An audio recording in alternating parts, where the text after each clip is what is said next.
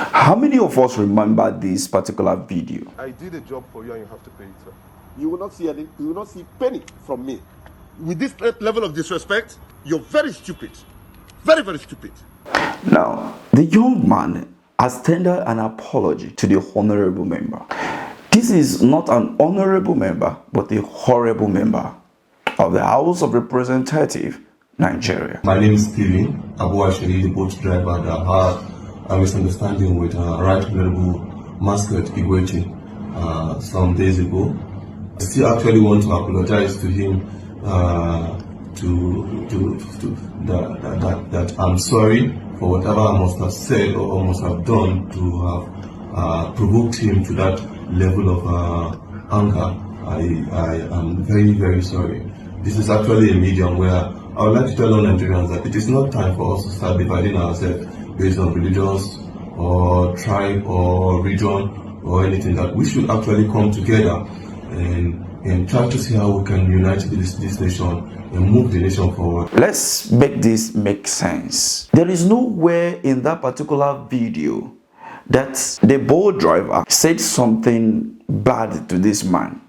So basically, we are reacting to only what we saw on the video. So is his apology now telling us that there was something behind the scene before he started recording, and that everything that happened on that particular day was because he triggered this man into saying what he said? Let's not forget that very dark man intervened, interviewed him, and he explained himself that he never did anything wrong. So why this apology now? You see, this is the reason why many believe that Nigerians cannot be helped.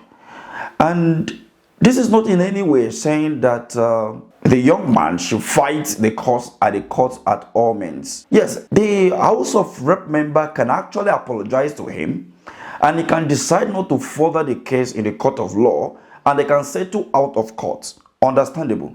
But him coming out publicly to apologize before the House of Rep member, remember that he was doing the apology right at the office of the House of Rep member at the National Assembly with his picture behind him. You already get right?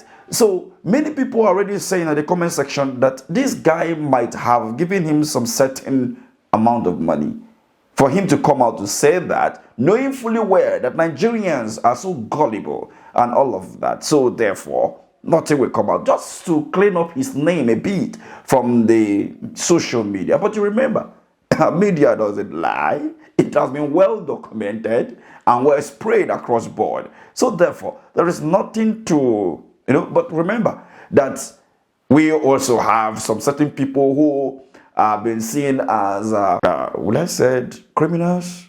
Let me not say so, because court have not really convicted them.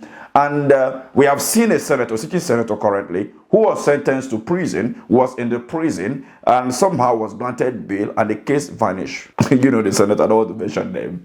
So we have people with all kind of character in our political, somebody who has been caught red-handed by Nigerian police, or even, by the EFCC, will come out to contest for election in the next election and will be voted in and defended by the people. We saw the allegation on the current president, Bola Ahmed Tinubu, that he was involved in so many, unpalatable behavior in the past, 30 years ago. And we saw people saying 30 years is gone, so let's let it go. Can we see that happening in other developed states in the world? One will say, what about the United States of America, where the convicted felon is now the president of the US? But there was some political undertone to all the witch hunt to Donald J. Trump, and him becoming a felon, now a president. Interesting days ahead, right? But this is not the whole issue. I'm just trying to connect the dots. Let's look at it. Does it make any sense? This is the reason why you see people like David Hunter and other journalists and people that love this country come out sometimes and say, no, we can no longer feed people with information that you will do nothing about it. You can imagine that within the last 4 or 5 days, the scandal in Equatorial Guinea has been trending in Nigerian media space. And if you check very well, in Equatorial Guinea media space, it may not be trending as it is in Nigeria as of today. Why? Because issues that should be of concern to Nigerians are not like the national grid that has been collapsing every 2 market days. Nobody is talking about it. We're just busy with what we entertain us and all of that. That's the reason why the politicians have all the audacity to do whatever they want to do. Can we do better? Accountability is number 1 to development. Because if you can hold people and hold them to account for what they have done, then we will not head anywhere. Anyway, the young man have apologized to the honorable member. So if the honorable member decided to sue him to court now for defamation, now he's sabi. What do you make of this? Let me have you take at the comment section. Thank you for watching.